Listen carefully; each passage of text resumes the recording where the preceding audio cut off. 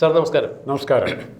2023 കോഴിക്കോട് പന്തീരാങ്കാവിലുള്ള ഒരു മുഹമ്മദ് എന്ന് പറയുന്ന ആളുടെ വാടക കെട്ടിടം ഡോക്ടർ അനീസ് എന്ന് പറയുന്ന കോഴിക്കോട് ഒരു സ്വകാര്യ ആശുപത്രിയിലെ കോഴിക്കോടുകാരനായ ഡോക്ടർ വാടകയ്ക്ക് എടുക്കുന്നു.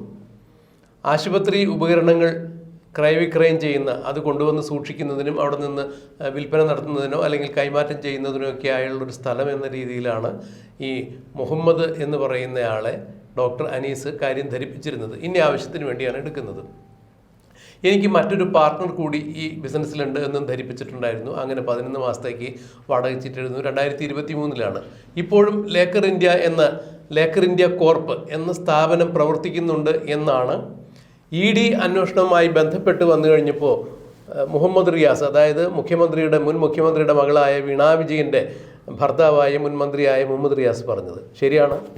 ലേക്കർ ഇന്ത്യ കോർപ്പ് എന്ന കമ്പനി അവർ പറയുന്ന സ്ഥലത്ത് അവിടെ ഒരു വാടക മുറിയിൽ ഒരു ഒറ്റമുറി കെട്ടിടമുണ്ട്. ഏതെങ്കിലും കോർപ്പറേറ്റ് ഓഫീസുമായതിന് ഏതെങ്കിലും തരത്തിലുള്ള സാമ്യം ഉണ്ടാകുമെന്ന് ബഹുമാനപ്പെട്ട പ്രേക്ഷകർ സംശയിച്ചാൽ അത് വെറുതെയാണ്. കേരളത്തിലെ പെട്ടിക്കടകൾ പോലും, തട്ടുകടകൾ പോലും ഇതിനേക്കാൾ മികച്ച രീതിയിൽ ഭംഗിയായി വളരെ അലങ്കരിച്ചൊക്കെയാണ് നടത്തപ്പെടുന്നത്. ലേക്കർ ഇന്ത്യ എന്ന് പറയുന്ന ഒരു ഒറ്റമുറി കെട്ടിടത്തിന് മുന്നിൽ ബോർഡ് വച്ചിരിക്കുന്നത് സാധാരണഗതിയിൽ ബാർബർ ഷോപ്പിനോ ഫോട്ടോസ്റ്റാറ്റ് ഷോപ്പിനോ വരെ നല്ല കമനീയമായ ബോർഡുകൾ വയ്ക്കുന്ന ഈ സമയത്താണ് ലേക്കർ ഇന്ത്യ എന്ന കമ്പനിയുടെ മുൻവശത്ത് 2 രൂപ വിലയുള്ള ഒരു ഫോട്ടോസ്റ്റാറ്റ് എടുത്ത് ഒട്ടിച്ചിരിക്കുന്നത്. അതും ഈ അടുത്ത കാലത്ത് എപ്പോഴോ വെച്ചതാണ് എന്നുള്ളതാണ് ആ ഫോട്ടോസ്റ്റാറ്റിൻ്റെ പഴക്കം കാണുമ്പോൾ നമുക്ക് മനസ്സിലാക്കാൻ കഴിയുന്നത്. തീർത്തും ഇത് കടലാസ് കമ്പനി അല്ല എന്നാണ് ഇന്നലെ മുഹമ്മദ് റിയാസ് പറഞ്ഞത്. എല്ലാ കടലാസുകളും ഉണ്ട്. അതുകൊണ്ട് തന്നെ എല്ലാ കടലാസുകളും ഉണ്ട് എന്നുള്ളതിനാൽ ഈ കടലാസിൽ മാത്രം ഒതുങ്ങി നിൽക്കുന്ന കമ്പനി എന്നുള്ളത് മുഹമ്മദ് റിയാസും സമ്മതിച്ചിരിക്കുന്നു. അപ്പോൾ മുഹമ്മദ് റിയാസ് സമ്മതിച്ചു ഇതൊരു കടലാസ് കമ്പനിയാണെന്നുള്ളത്. ഈ നമ്മുടെ വാടകയ്ക്ക് കൊടുത്ത മുഹമ്മദ് എന്ന് പറയുന്ന ആളോട് ചോദിച്ചു ഇവിടെ എന്തെങ്കിലും പ്രവർത്തനം നടക്കുന്നതായി അറിയുമോ? ഇല്ല. അവിടെ ആരെങ്കിലുമൊക്കെ ഇടയ്ക്ക് വന്നു പോകുന്നു, വല്ലപ്പോഴും ഒരിക്കൽ. ഇപ്പോൾ 1 വർഷമായിട്ട് അവിടെ തുറക്കാറ് തന്നെയില്ല. ഈ ലേക്കർ ഇന്ത്യ എന്ന സ്ഥാപനത്തിൻ്റെ അല്ലെങ്കിൽ അടഞ്ഞു കിടക്കുന്ന കെട്ടിടത്തോട് അനുബന്ധിച്ച് മറ്റ് ചില സ്ഥാപനങ്ങളുണ്ട്. ഒരു വർക്ക്ഷോപ്പ് നടത്തുന്നുണ്ട്, മറ്റൊരു ലാബ് നടത്തുന്നുണ്ട്. ഇവരോടൊക്കെ ചോദിച്ചു ഇത് തുറക്കാറുണ്ടോ, ഇത് കാണാറുണ്ടോ, ആരെങ്കിലും പോകാറുണ്ടോ? ഇല്ല, ആരെയും കാണാറില്ല. സമ്പൂർണ്ണമായി അടഞ്ഞു കിടക്കുന്ന അവസ്ഥയിലാണ്. മുഹമ്മദ് റിയാസ് പറഞ്ഞത് വളരെ ശരിയാണ്. ഇതൊരു കടലാസ് കമ്പനിയാണ്. 2023 ഇത് വാടകയ്ക്ക് എടുത്തത്. ഇപ്പോൾ ലേക്കർ ഇന്ത്യ കമ്പനിയെക്കുറിച്ചുള്ള അന്വേഷണം കൂടി വീണ വിജയനിലേക്ക് ED എത്തിച്ചേരുമ്പോൾ തീർച്ചയായും വീണയ്ക്ക് കുരുക്ക് മുറുകുന്നു. അതുപോലെ മുഹമ്മദ് റിയാസിനും പിണറായി വിജയനുമെല്ലാം അക്ഷരാർത്ഥത്തിൽ ഇത് കടലാസ് കമ്പനിയായി തന്നെ അവശേഷിക്കുന്നു. പന്തീരാങ്കാവ് പഞ്ചായത്തിൽ പോലും ഈ കമ്പനിയുടെ രജിസ്ട്രേഷന് വേണ്ടി അനുവദിച്ചിട്ടില്ല, അല്ലെങ്കിൽ രജിസ്ട്രേഷൻ കൊടുത്തിട്ടില്ല എന്ന് പറയുമ്പോൾ, പിണറായി വിജയൻ ഭരിച്ചിരുന്ന കാലത്ത് പോലും അവിടെ രജിസ്ട്രേഷൻ കിട്ടിയില്ല എന്ന് പറയുമ്പോൾ ഒന്ന് ആലോചിച്ച് നോക്കൂ, എത്രത്തോളം തട്ടിപ്പാണ് ഇവിടെ നടന്നിരിക്കുന്നത്. എങ്ങനെയാണ് രാജ്മോഹൻ സാർ ഇതിനെ നോക്കിക്കാണുന്നത്? പ്രതിഭ, ലോജിക്ക് വളരെ സിമ്പിളാണ്. ലേക്കർ ഇന്ത്യക്ക് എന്തുകൊണ്ടാണ് ചെറിയ മുറി എടുത്തത്, എന്തുകൊണ്ടാണ് ആരും ശ്രദ്ധിക്കാത്ത രീതിയിൽ A4 പേപ്പർ ഉണ്ട്, ബോർഡ്, അതുകൊണ്ട് മാത്രം ബോർഡ് ഉണ്ടാക്കിയത്? ഈ രീതിയിൽ ചോദിക്കുമ്പോൾ ഒറ്റ ഉത്തരമുണ്ട്. ഇതാരും ശ്രദ്ധിക്കപ്പെടാൻ അവർ ആഗ്രഹിച്ചിരുന്നില്ല. ഇതൊരു കേവലം ഒരു അഡ്രസ്സ് എന്ന് പറയുന്ന പോലെ മാത്രം ഒരു മുറി. അത് ആരെങ്കിലും അന്വേഷിച്ചാൽ ലേക്കർ ഇന്ത്യക്ക് ഓഫീസ് ഉണ്ടോ എന്ന് ചോദിച്ചാൽ മെയിലോ ഫോൺ വിളിയോ എല്ലാം വന്നു കഴിഞ്ഞാൽ അവിടെ ഫോൺ വേറെ ആളുടെയിലായിരിക്കും. മെയിലോ എന്തെങ്കിലും വന്നു കഴിഞ്ഞാൽ അത് അഡ്ജസ്റ്റ് ചെയ്യാനോ മാത്രം ഒരു മുറി. സാർ, ഞാൻ ഒരു സെക്കൻഡ് ഇടപെട്ടോട്ടെ. അതായത് പണ്ട് നമ്മുടെ നാട്ടിൽ കൂണ് പോലെ ചിട്ടി കമ്പനികൾ മുളച്ചു കാശ്മീരിലെ രജിസ്ട്രേഷൻ. അപ്പോൾ ഈ കാശ്മീരിൽ രജിസ്ട്രേഷൻ, അപ്പോൾ ഈ കാശ്മീരിൽ രജിസ്ട്രേഷൻ എന്ന് പറഞ്ഞാൽ അവിടെ ഒരു ഓഫീസ് ഉണ്ടാവില്ലേ? ഏതെങ്കിലും ഒരു കാശ്മീരിയെ ചെന്ന് കണ്ട് അയാൾക്ക് എന്തെങ്കിലും കൊടുത്തു കഴിഞ്ഞാൽ അയാളുടെ വീടിൻ്റെ ചുമരിലോ അല്ലെങ്കിൽ വേറെ എവിടെയെങ്കിലും ഇവരുടെ ഈ കമ്പനി എന്താണ് അനന്തനാഗ് ചിറ്റി ഫണ്ട്സ് എന്നൊക്കെ പറഞ്ഞൊരു ബോർഡ് അവിടെ വയ്ക്കാൻ അവർ സമ്മതിക്കും. ഒത്തിരി ബാങ്ക് രംഗത്ത് ലോൺ എടുക്കാനൊക്കെ ഇങ്ങനെ ഒത്തിരി കലാപരിപാടികൾ നടക്കുന്നുണ്ട്. അതെ, അപ്പോൾ എന്ന് പറഞ്ഞതുപോലെ നോക്കൂ, ഇവിടെ ഇത് തന്നെയല്ലേ സംഭവിച്ചിരിക്കുന്നത്. അല്ല, ഇതിൻ്റെ പ്രശ്നം ഇതിൽ വേറൊരു സ്പെസിഫിക് പർപ്പസ് ഉണ്ട്. അങ്ങനെ ഒരു കെട്ടിടത്തിലേക്ക് അവർക്ക് ഒരു വലിയ കെട്ടിടം എടുക്കാൻ കപ്പാസിറ്റി ഇല്ലാത്തവരോ അതിനേക്കാൾ 2-3 നിലകളോ 2-3 ബ്രാഞ്ചോ ഒക്കെ തുടങ്ങാൻ കപ്പാസിറ്റി ഉള്ളവരാണ്. പക്ഷെ അവർ ഏറ്റവും മിനിമം എന്ന് പോലും പറയാൻ പറ്റില്ല, അബ്സിമൽ ആയിട്ടുള്ള ഏറ്റവും മോശം തരത്തിലുള്ളൊരു മുറി എടുത്തിട്ട് ഇറച്ചിക്കടയ്ക്ക് പോലും ഉപയോഗിക്കാൻ പറ്റാത്ത, കോഴിക്കോട് തന്നെ വളരെ റൂറൽ ഏരിയയാണ്, ഇറച്ചിക്കടയ്ക്ക് പോലും പറ്റാത്ത രീതിയിൽ മുറി എടുത്തു കഴിഞ്ഞിട്ട് ആ മുറി ഇവർ ബിസിനസ് ആവശ്യത്തിന് വേണ്ടി എടുത്ത മുറി അതല്ല. ഇവരുടെ ബിസിനസ് ആവശ്യങ്ങൾ മറ്റ് വലിയ കെട്ടിടങ്ങളിലും മന്ത്രിമന്ദിരങ്ങളിലും അവിടെയും MLA ക്വാർട്ടേഴ്സിലൊക്കെ ഇരുന്ന് പല കാര്യങ്ങൾ നടക്കുന്നുണ്ട്. അതുകൊണ്ട് തന്നെയാണ് ഇവിടെ ഇപ്പോൾ ലേറ്റസ്റ്റ് ഇതുമായിട്ട് ബന്ധപ്പെട്ട് വായിക്കേണ്ട ഒരു വാർത്ത, കഴിഞ്ഞ അനേക മാസങ്ങളായി സഖാവ് പിണറായി വിജയന് AKG സെൻറ്ററിലൊരു മുറി അലോട്ട് ചെയ്തിട്ടുണ്ട്. വലിയ എല്ലാ സൗകര്യങ്ങളുള്ള ഗസ്റ്റ് ഹൗസ് സംവിധാനങ്ങൾ വരെയുള്ള മുറി. ആ മുറിയിൽ അദ്ദേഹം താമസിച്ചിട്ട് അതിപ്പോൾ തുറക്കാറില്ല. ആ മുറി ആരെങ്കിലും തുറന്നു നോക്കിയാൽ അവിടെയും രേഖകൾ കാണാം. AKG സെൻ്റർ ആയതുകൊണ്ട് ഒരു പോലീസിനെ റെയ്ഡ് ചെയ്യുന്നുള്ള ധാരണയിലായിരിക്കും ചിലപ്പോൾ ഇത് കൊടുത്തിരിക്കുന്നത്. അപ്പോൾ ആ ആറ്റിറ്റ്യൂഡ് അനുസരിച്ച് അതിൻ്റെ ഒരു ബൈ പ്രോഡക്റ്റ് ആയിരിക്കും ഇവിടെ ലേക്കർ ഇന്ത്യ എന്നുള്ള സാധനം. അതുമായിട്ട് ആ മുറിയിലായിരിക്കും ഓഫീസിൻ്റെ ലേക്കർ ഇന്ത്യയുടെ മറ്റ് കച്ചവടങ്ങൾ. ഓഫീസ് വർക്കെന്ന് പറയാൻ പറ്റില്ല, മറ്റ് കച്ചവടങ്ങൾ നടക്കുന്നത് AKG സെൻറ്ററിലെ പിണറായി വിജയൻ്റെ വല്ലപ്പോഴും മാത്രം തുറക്കുന്ന മുറിയിൽ. പിണറായി വിജയനോട് താമസിക്കുന്നില്ല.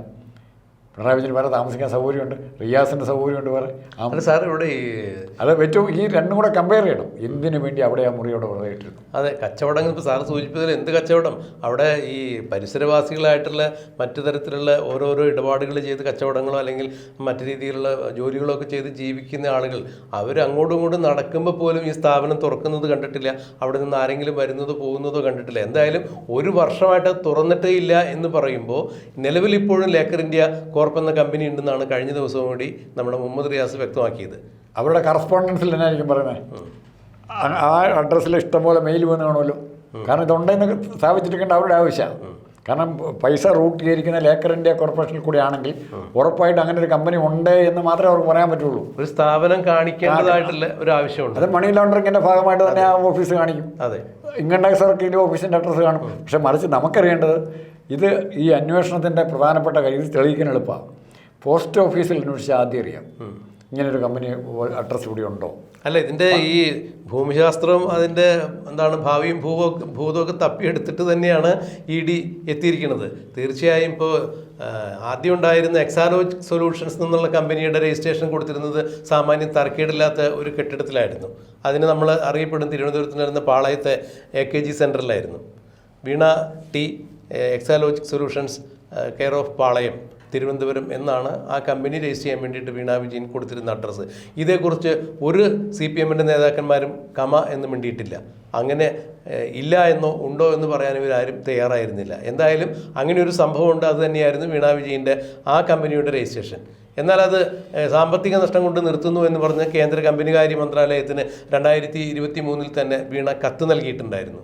സാമ്പത്തിക നഷ്ടത്തെ തുടർന്ന് കമ്പനി താൽക്കാലികമായി നിർത്തുന്നു എന്നാണ് കത്ത് നൽകിയിരുന്നത്. അതേ സമയത്ത് തന്നെയാണ് ഈ കോഴിക്കോട് പന്തീരാങ്കാവിലുള്ള ഈ മുഹമ്മദ് എന്ന് പറയുന്ന ആളുടെ വാടക കെട്ടിടം എടുത്തിരിക്കുന്നത്. ഡോക്ടർ അനീസ് ആ കാലയളവിലാണ് എടുത്തിരിക്കുന്നത്. ഇതുവരെയായും അവർ വാടകയും കൊടുത്തിട്ടുണ്ട്. ഒരു തവണ പോലും വാടക മുടങ്ങിയിട്ടില്ല. ആദ്യം 3000 രൂപയായിരുന്നു, പിന്നീട് 3500 രൂപയായി വാടക പുതുക്കി നിശ്ചയിച്ചു എന്ന് മുഹമ്മദ് പറയുന്നുണ്ട്. ഇവിടെ നമ്മൾ വേറെ കാര്യം അറിയണം. ഈ സംഭവം എക്സാലോജിക്കിൻ്റെ ഒരു ട്രിപ്പ് അവിടെ കഴിഞ്ഞ് അവിടെ പൂട്ടി പോകുന്നു. അതിനുശേഷം വീണ്ടും ഒരു ഓഫീസ് വേണം. അതെല്ലായിടത്തും ഈ എക്സാലോജിക്ക് എന്നുള്ള പേര് എല്ലാ സ്ഥലത്തും പബ്ലിഷ്ഡായി. അതുകൊണ്ട് ഇനി ചെല്ലാൻ പറ്റില്ല, ബാങ്കിൽ പോലും ചെല്ലാൻ പറ്റില്ല. അപ്പോൾ പുതിയൊരു വേണം ലേക്കർ ഇന്ത്യ. ഡ്രാഫ്റ്റൊക്കെ വരികയാണെങ്കിൽ അല്ലെങ്കിൽ ഫോറിൻ കറൻസി റെമിറ്റൻസ് ഒക്കെ വരികയാണെങ്കിൽ ലേക്കർ ഇന്ത്യ അക്കൗണ്ട് എന്ന് ചോദിക്കുമ്പോൾ ബാങ്കുകാരന് കിടക്കാൻ ഒരു അഡ്രസ്സ് വേണം. ഈ കള്ളപ്പണം ഇടപാട് നടത്തുക അക്കൗണ്ടിൽ കൂടെ നടത്തുന്നുണ്ടെങ്കിൽ മണി ലോണ്ടറിങ് നടത്തുക അങ്ങനെ ഒരു വേണം. അപ്പോൾ ഇത് നടത്തണമെങ്കിൽ എന്നുള്ളത് നടത്തണം അർത്ഥോക്തിയാണ്. നടന്നിട്ടുണ്ട്. 20 കോടി രൂപയുടെ ഇടപാടാണ് നടന്നിരിക്കുന്നത്. അതിന് ആ ട്രാൻസാക്ഷന് കൊടുത്തിരിക്കുന്ന അഡ്രസ്സ് അക്കൗണ്ട് അഡ്രസ്സ് എന്ന് ഒരു അഡ്രസ്സ് വേണമല്ലോ. ആ അക്കൗണ്ട് അഡ്രസ്സ് ലേക്കർ ഇന്ത്യയുടെ ഓഫീസായിരിക്കുന്നേ. അവിടെ വരുന്ന വേറെ ലെറ്റർ പോസ്റ്റ് ഓഫീസിൽ കൊടുത്തു കാണും. ലേക്കർ ഇന്ത്യ ഇന്ന കോഴിക്കോട്ടേക്ക് വരുന്ന ലെറ്റർ എല്ലാം AKG സെൻറ്ററിലേക്ക് റീഡയറക്റ്റ് ചെയ്യാം. എൻ്റെ 100 മാർഗ്ഗങ്ങളില്ലേ ഇവർക്ക്. അപ്പോൾ ആ രീതിയിലേക്ക് ഒരു അന്വേഷണം പോയി കഴിഞ്ഞാൽ ഇവർക്ക് പിടിച്ചു നിൽക്കാൻ പറ്റില്ല. പിന്നെ ഞാനൊന്ന് പ്രതീക്ഷിക്കുന്നത് ഈ കേസ് അവസാന ഘട്ടത്തിലേക്ക് അടുക്കുകയാണെങ്കിൽ വീണ വിജയൻ കൊടുക്കാൻ പോകുന്നൊരു പ്രധാനപ്പെട്ട അഫിഡവിറ്റ് കോടതി കൊടുക്കും.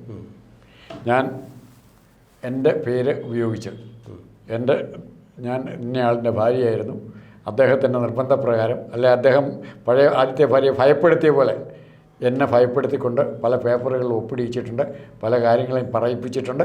അത് ഞാൻ ഉത്തരവാദിയല്ല എന്ന് പറഞ്ഞ് എനിക്ക് എൻ്റെ അച്ഛനോട് പറയാമായിരുന്നു. പക്ഷേ അച്ഛനുള്ള കുഴപ്പം, അച്ഛൻ രോഗിയാണ്, അച്ഛനെ പറഞ്ഞ് വിഷമിപ്പിക്കാൻ പറ്റില്ല.